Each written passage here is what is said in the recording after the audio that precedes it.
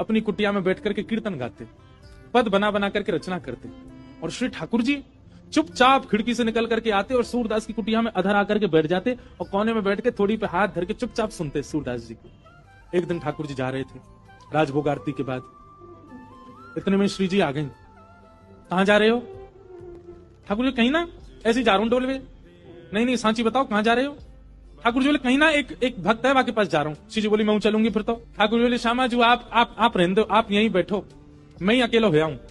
श्री जी बोली अगर मोए ना लेके गए तो मैं गुसाई जी से शिकायत कर दूंगी कि राजभोग के बाद तुम कहीं चले जाओ और गुसाई जी खोज करो जी कहां जा मैं।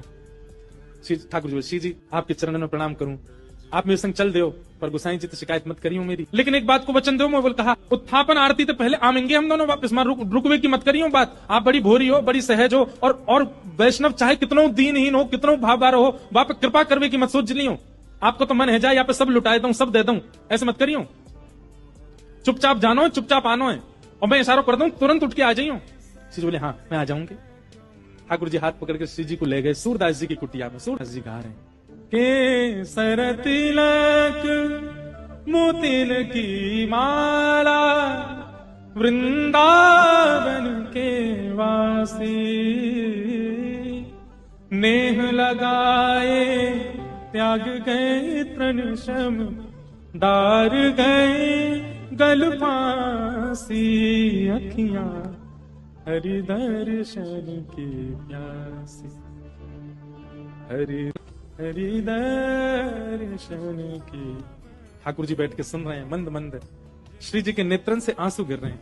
ठाकुर जी धीमे धीमे पहुंचे, बोले श्यामाचू हल्ला मत करियो जी, जग जाएगो और जगह को कहा मैं पकड़ लेगो, जान नहीं देगो, और फिर यहाँ पे कृपा कर दी तो फिर सबन पे करनी पड़ेगी, हमारे रो मत। बिल्कुल सूरदास जी ने अपनी लाठी उठाई और उठ करके अपनी कुटिया से बाहर जाने लगे। श्री जी बोली जी कहां जा रहे हो बाबा? अरे आंधरो बाबा कहीं गिर नहीं जाए, हम यहाँ के संग चलें, कहीं गिरवे बारो होगा तो बचा लेंगे। ठाकुर जी बोले मैंने पहले ही मना करी आप जैसे कृपा पिपा ना करनी कोई पे, और समय है गो उत्थापन को, मैं गुसाई जी मंदिर खोल देंगे, चलो जल्दी मंदिर में। श्री जी बोली ना बस ये जहां जा रहा हूं वहां तक यार छोड़, यहां में फिर चल देंगे मंदिर में। ठाकुर जी बोले पहले ही मना कर रहा हूं मत चलो मेरे संग। आ गई है जबरदस्ती, अब मां मंदिर में हम दोनों नहीं मिलेंगे तो गुसाई जी बड़ी डांटेंगे। श्री जी पीछे पीछे चलन लगी।